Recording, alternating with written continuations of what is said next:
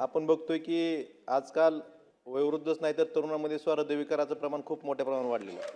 अध्यक्ष महोदय, धाराशिवसारख्या ठिकाणी कॅथ लॅब गेल्या अनेक वर्षापासून नव्हती. 2023च्या ऑक्टोबर महिन्यामध्ये धाराशिव येथे कॅथ लॅब उभारण्यासाठी जवळपास 18 कोटी रुपये आरोग्य विभागाने मंजूर केले आणि त्याला अट घातली होती की 1 वर्षात काम पूर्ण झालं पाहिजे. अध्यक्ष महोदय, 2024च्या ऑक्टोबरमध्ये काम पूर्ण होणं अपेक्षित असताना अद्यापपर्यंत ती कॅथ लॅब चालू नाही.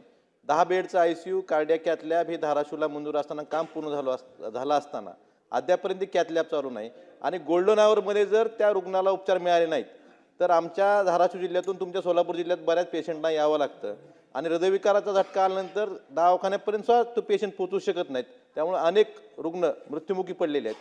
अध्यक्ष महोदय, 2024च्या त्या कॅथ लॅबच्या ज्या कामासाठी ट्रान्सफॉर्मर आणि जनरेटरची अडचण होती त्यासाठी जिल्हा नियोजन समितीतून मंजुरी दिली होती, परंतु ह्या स्थगितीच्या राजकारणामध्ये त्या जिल्हा नियोजन समितीच्या निधीला स्थगित दिल्यामुळं ते काम अपूर्ण राहिलं.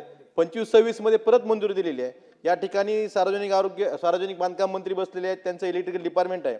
माझी त्यांना एवढीच विनंती करायची की हे ट्रान्सफॉर्मरचं आणि जनरेटरचं काम आपल्या सार्वजनिक बांधकाम विभागामार्फत हाती घेण्यात आलेलं आहे, त्यांना प्रशासकीय मान्यता दिलेली आहे. हे तात्काळ चालू करून गेल्या 2-3 वर्षात अनेक रुग्णांचे मृत्यू झालेले आहेत, तर हे काम लवकरात लवकर चालू करून धाराशिवची कार्डियाक कॅथ लॅब लवकरात लवकर चालू करावी यासाठी आपण स्पष्ट निर्देश द्यावेत. त्याचबरोबरीनं